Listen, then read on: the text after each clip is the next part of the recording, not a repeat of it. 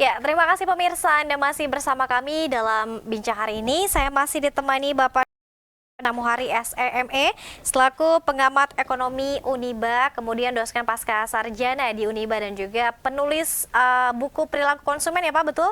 Judulnya? Betul, betul, Ya, betul. betul. Ini bicara soal manajemen dan juga marketing ya, Pak. Kalau tidak salah, mungkin teman-teman Betul, yang iya. mau baca mungkin bisa dicari ya bukunya ya. Oke, kita masih membincang soal pertemuan Jokowi dengan Elon Musk. Akankah ini berbuah investasi? Kalau Pak Sutesa sendiri melihat potensi apa saja sih kemudian Pak yang dibidik oleh Elon Musk untuk kemudian juga bisa ada klop begitu ya, chemistry-nya bisa nyambung kerjasama Indonesia dengan Tesla. Baik, begini sebetulnya kalau bicara investasi Hmm. itu kan pasti tujuannya adalah menghasilkan profit ya. Jadi setiap investor siapapun, baik dari dalam negeri maupun luar negeri, pertimbangannya adalah pasti sosial. Hmm. Jadi apakah investasi yang akan dijalankan itu mampu menghasilkan keuntungan yang diharapkan oleh dia. Gitu ya. Jadi biasanya si investor menentukan saya minimal akan menjalankan investasi itu kalau keuntungannya misalnya setahun 20% atau 30% misalnya begitu ya. Itu pasti menjadi kriteria eh, investor ya untuk memilih apakah investasi Indonesia atau tidak. Kemudian yang berikutnya adalah bahwa apakah investasi yang akan dijalankan itu mudah dilaksanakan. Misalnya kan ada ada yang disebut dengan easy of doing business index. Jadi ada indeks kemudahan untuk berbisnis ya di setiap negara itu dikeluarkan oleh World Bank, dan Indonesia sampai saat ini masih mentok di urutan 73. Udah 3 tahun terakhir ini mentok di urutan 73, masih kalah sama Vietnam. Jadi investor itu pasti mempertimbangkan jadi kemudahan misalnya soal perizinan, ya ada 10 indikator yang digunakan untuk menilai apakah berinvestasi di suatu negara itu mudah atau tidak. Jadi ada soal perizinan, ada soal pembebasan lahan, ada izin mendirikan bangunan, Hmm. ada kemudahan ekspor, kemudian banyak lagi ada 10 indikator, dan Indonesia masih urutan ke-73. Artinya Indonesia ya ya susah banget tidak, ya mudah juga tidak, kira-kira begitu. Hmm. Kemudian yang penting juga seorang investor itu akan melihat apa yang disebut dengan, kalau di dalam ekonomi ada disebut dengan ICOR. ICOR itu incremental capital output ratio. Jadi rasio antara modal yang dikeluarkan dengan output yang dihasilkan. Jadi untuk menghasilkan tambahan output itu diperlukan berapa tambahan modal.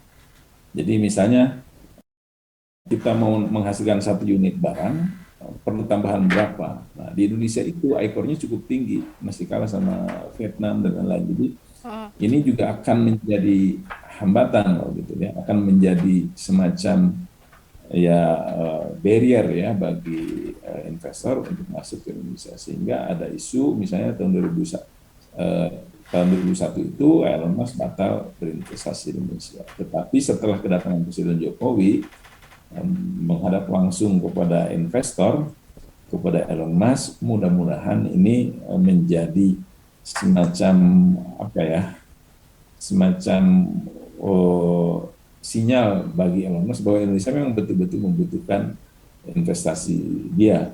Tetapi ini juga akan menjadi apa, meningkatkan daya tawar Elon Musk terhadap Indonesia, ya Ya. kan? Dia akan menambahkan sejumlah persyaratan, ya saking kita kebeletnya ingin supaya Elon Hmm. Musk berinvestasi, akhirnya Elon Musk punya bargaining power yang lebih kuat dong. Dia akan membuat persyaratan-persyaratan yang mungkin agak memberatkan Indonesia. Sebab waktu itu Menko Marinvest itu juga mengatakan begitu. Oh, kayaknya sih Elon Musk itu meminta persyaratan kemudahan-kemudahan, tetapi oleh Pak Luhut itu dijawab begitu, kita bukan banana republik katanya gitu. Hmm. Kira itu Mbak. Oke, baik. Meskipun sebelumnya saja ini Elon Musk sudah meminta persyaratan yang mungkin cukup berat bagi Indonesia, namun ketika Bapak Presiden datang tadi mungkin syaratnya bisa ditambah juga kali ya Pak ya. Nah, ini hal yang menarik juga Pak. Mengapa kemudian Bapak Presiden kalau kita lihat juga ini wacana terkait dengan ingin membuat mobil listrik di Indonesia ini juga terus mengemuka. Mengapa demikian Pak? Ya, karena memang ya mobil listrik itu depan ya. Jadi artinya bahwa energi yang berasal dari fosil seperti batu bara, kemudian minyak bumi dan lain-lain itu suatu saat akan habis. Ya secara teoritis kita bisa memahami seperti itu.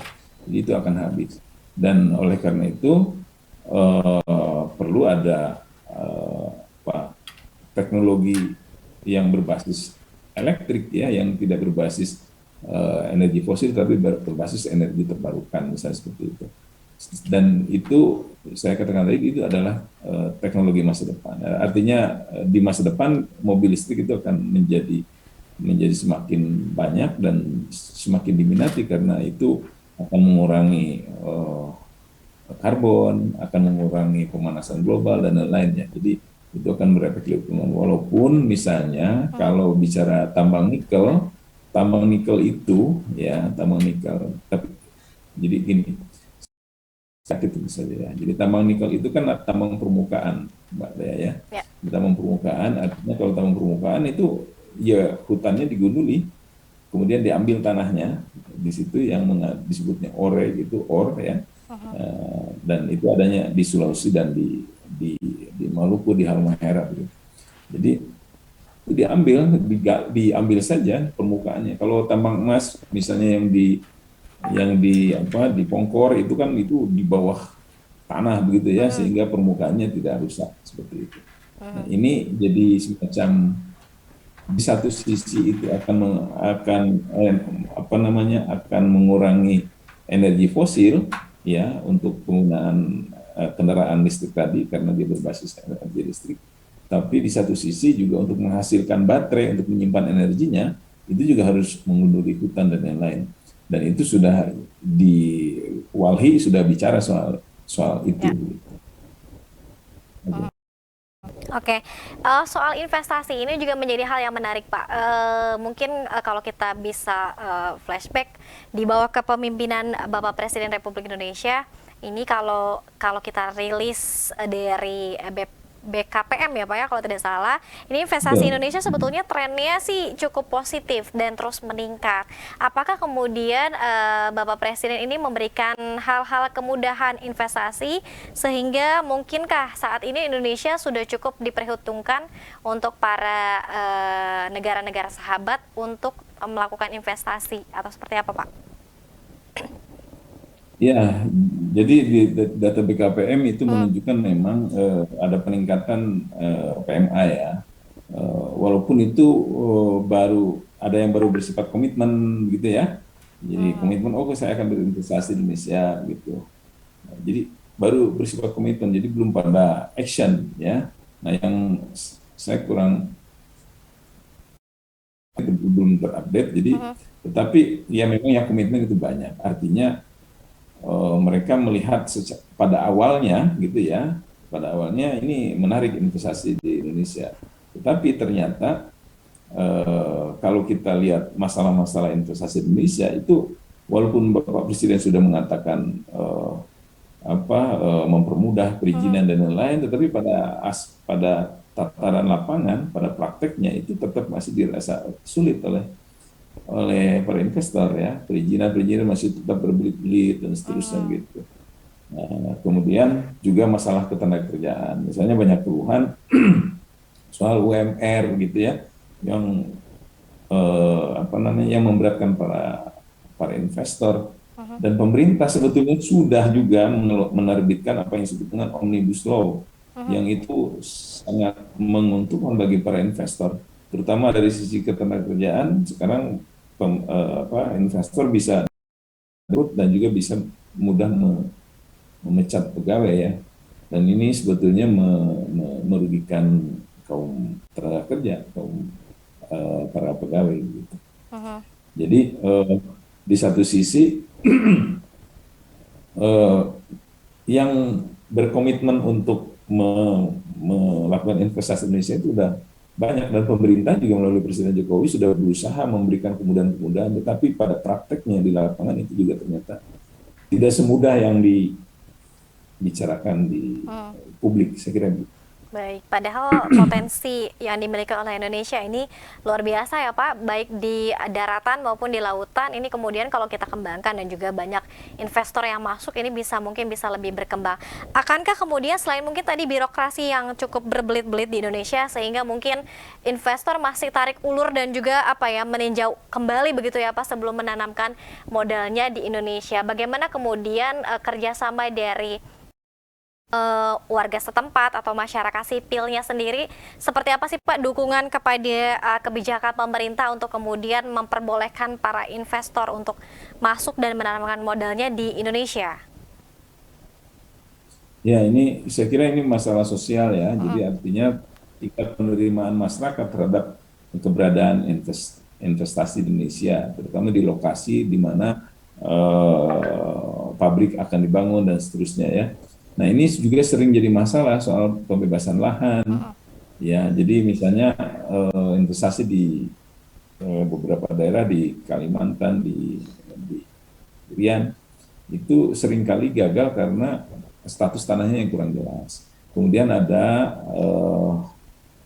resistensi dari masyarakat ya, jadi ada semacam penolakan dari masyarakat, termasuk misalnya kalau di Banten itu ada di waktu itu ada di Bayah ya, yang semen Cimindo Gemilang itu dulu resistensi, dan sekarang pun sebetulnya ada resistensi dari sebagian masyarakat karena banyak sekali kerugian-kerugian masyarakat yang dialami ya oleh mereka.